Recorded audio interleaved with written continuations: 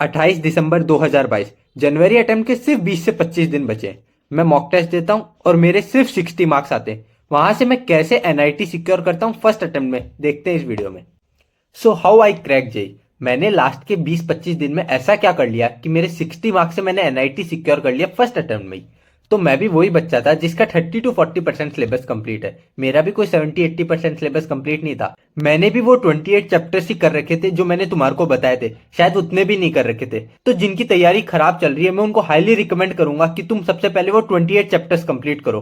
अब वो तुम्हारे को कैसे करना है तुम मेरा प्रीवियस वीडियो देख सकते हो, 25 डेज रोड मैप वाला। वहां पर मैंने बताया कि तुम्हारे को वो चैप्टर कैसे करने और कहां से करने हैं। अब जो बच्चे हैं जिनकी सिचुएशन भी जैसी मेरी थी वैसी सिचुएशन है कि 30 to 40% सिलेबस कंप्लीट है, बट मार्क्स वही 60, 70, 80 इसी रेंज में रह रहे हैं, तो उनके लिए वीडियो बहुत बेनिफिशियल होगा। अब जैसे मेरे 60 मार्क्स आए तो डीमोटिवेशन तो बहुत ज्यादा हुआ कि ये जेई वेई छोड़ देते हैं, कोई फायदा नहीं है, ये मेरे बस की बात नहीं है। क्योंकि जितना सिलेबस मेरा कंप्लीट था उससे पेपर में अराउंड 140 to 150 मार्क्स का पेपर आ रहा था, तो मेरे एटलीस्ट 110 to 120 मार्क्स आने चाहिए। तो वहां पर सबसे पहली बार मेरे को रियलिटी चेक मिला कि मॉक टेस्ट कितना जरूरी है। तुम्हारा स्टेटस बताएगा कि तुम कहां स्टैंड कर रहे हो, इसीलिए मॉक टेस्ट बहुत जरूरी है। तो अब जिन बच्चों का सिलेबस 30 to 40% कंप्लीट है, मैं उनको बोलूंगा कि जितना हुआ है उतने पे स्टिक रहो। अब उनको रिवाइज करो और उसके मॉक टेस्ट दो, क्योंकि मॉक टेस्ट बहुत इंपॉर्टेंट पिलर है। विदाउट मॉक टेस्ट तुम्हारा जेई में सिलेक्शन नहीं होगा, ये तुम लिख कर ले लो मेरे से। बट अगर तुम मॉक टेस्ट दे रहे हो और उसको एनालाइज नहीं कर रहे हो तो वो कंप्लीट वेस्ट है, तुम्हारे कोई काम का नहीं है। क्योंकि जो मार्क्स बढ़ाएगा वो एनालिसिस ही बढ़ाएगा। मेरा जो मेन सिलेक्शन का रीजन है वो एनालिसिस ही है कि मैंने एनालाइज किया कि क्या गलती हो रही है। क्योंकि जब तक तुमको गलती ही नहीं पता चलेगी तो तुम रेक्टिफाई कैसे करोगे। तो एनालाइज कैसे करना और मैंने कैसे एनालाइज किया था अब मैं तुम्हारे को बताता हूँ, इसलिए वीडियो लास्ट तक देखना। क्योंकि अगर तुम बीच में छोड़ोगे तो तुम्हारे लिए वीडियो एक तरह से वेस्टेज है, कोई तुम्हारे को काम नहीं आएगा, क्योंकि तुमने जो मेन पार्ट है वो ही नहीं देखा वीडियो का। सो जब मैंने अपने पेपर को एनालाइज किया उसमें मैंने 32 क्वेश्चन अटेम्प्ट किए थे 128 मार्क्स के, बट उसमें मैंने 13 क्वेश्चन रॉन्ग कर दिए थे, मतलब 65 मार्क्स का नुकसान कर लिया। क्योंकि 4 मार्क्स करेक्ट का और 1 मार्क्स इनकरेक्ट, यानी 13 into 5 65 मार्क्स का नुकसान कर लिया।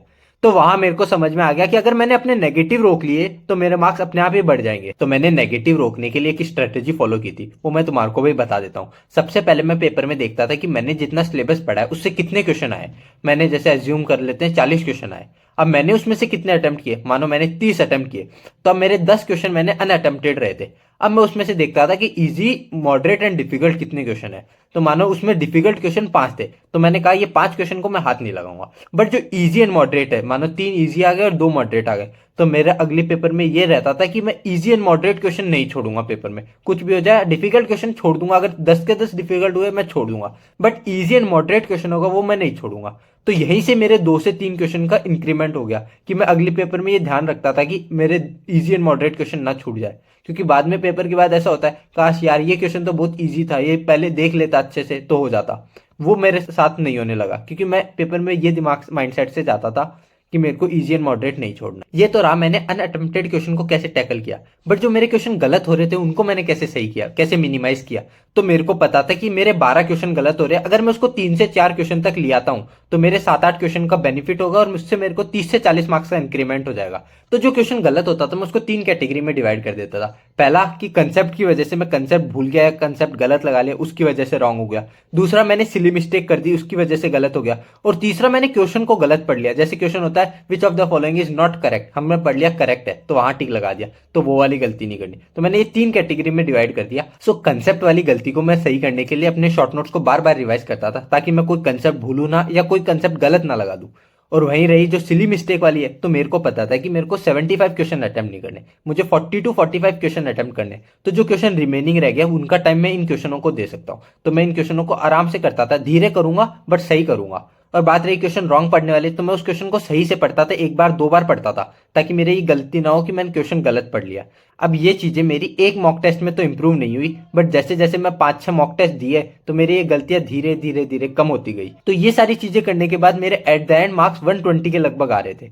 अब मेरे को चाहिए थे कि 130 to 135 मार्क्स आ जाएंगे तो मेरी एक डिसेंट परसेंटाइल बन जाए। इसके बाद मैंने 2-3 चैप्टर और कर लिए ताकि मेरे आराम से 10 से 15 नंबर और बढ़ जाए। तो जैसे मैंने 2-3 चैप्टर और करे, मेरे 10 से 15 नंबर और बढ़ने लग गए। मेरे एट द एंड पेपर में 130 मार्क्स आए, जिस पे मेरी 95 परसेंटाइल बन गई। आई नो ये ज्यादा अच्छी अच्छी परसेंटाइल नहीं है, बट मैं कहाँ से 60 मार्क्स से 130 मार्क्स लाया था, इसलिए मैं सेटिस्फाइड था and I am happy with my effort. और एट द एंड अगर तुम अपने एफर्ट से सेटिस्फाइड हो ना, तो उससे बेटर चीज कुछ नहीं है।